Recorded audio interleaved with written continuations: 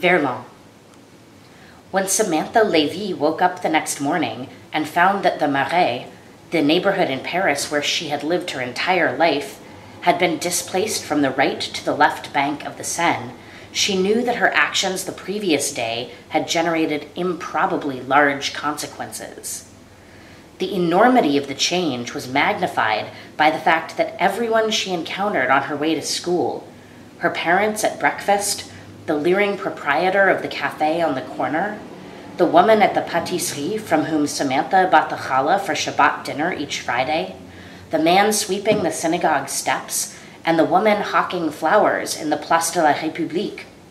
Everyone but Samantha seemed oblivious to the fact that Paris's historic Jewish quarter now sat on the opposite side of the river from where it had always been.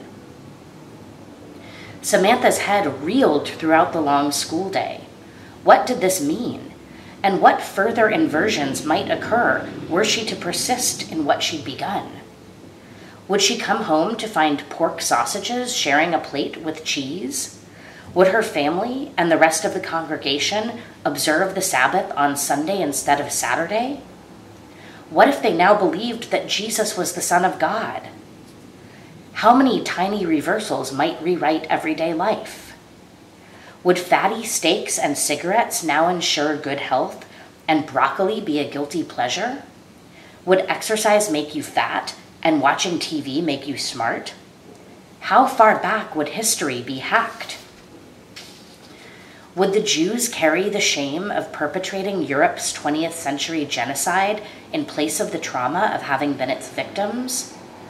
Would Jews in the Middle East use terrorist tactics to fight for freedom from an oppressive Palestinian state?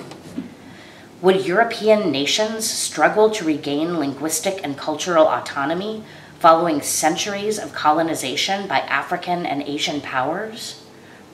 Would a fragmented United States flounder to recover from economic defeat by the USSR in the Cold War?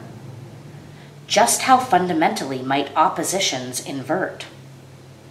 Samantha tried to imagine a world in which women held most positions of power and men feared for their safety walking alone at night.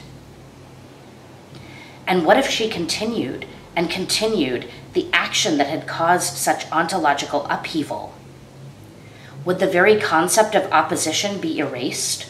Would the age-old master-slave dynamic finally cease? Would men and women at last treat each other as equals? Would wars around the world end?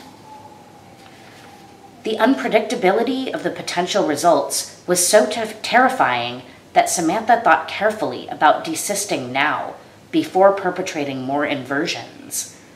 But the moment Mohammed Bahari walked into sixth period math class, she remembered the bliss of kissing him yesterday behind the cafeteria after school in a mutually agreed upon act of defiance against their family's inevitable reactions. And Samantha knew that she would kiss him again today and again tomorrow. She would not stop kissing him until they had flipped Paris end over end, until they had turned the entire world upside down and inside out.